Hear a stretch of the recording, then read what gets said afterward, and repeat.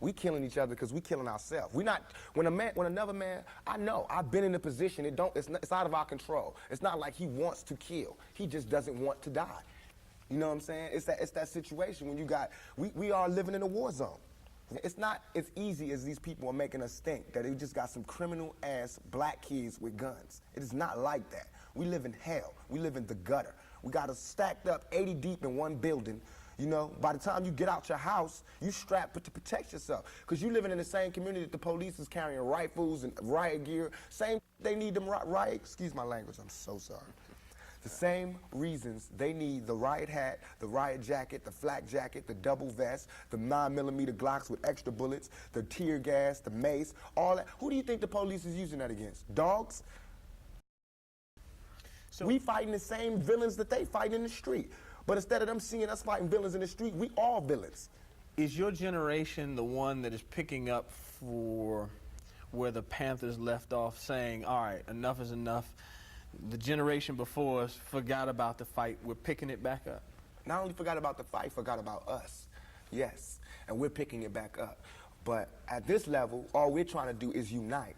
And right now, as a year, we got 1 million people that's listening. Now we can tell them something. Now we can try to get them that way, and we might lose some. We might gain some, but we would never even have that audience had we not said what was real.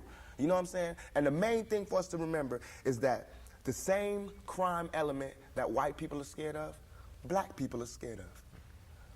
The same crime element that white people fear, we fear. So we defend ourselves from the same crime element that they scared of. You know what I'm saying? While they waiting for legislation to pass and everything, we next door to the killer. We next door to him, you know, because we up in the projects where it's 80 in the building. All them killers that they letting out, they right there in that building. But it's better, just because we black, we get along with the killers or something? We get along with the rapists because we black and we from the same hood? What is that? We need protection too. Finally, I want to ask you about something that someone else asked you in the interview, and I thought the answer was interesting because I think it speaks to you and your generation a lot. Someone said, where do you see Tupac 10 years from now? You said, hey, I just want to be alive. That's real for you. That's so real.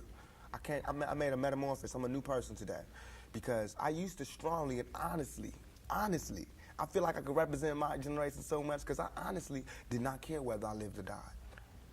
But now, I cannot die with people thinking I'm a rapist or a criminal. I can't leave until this shit's straight.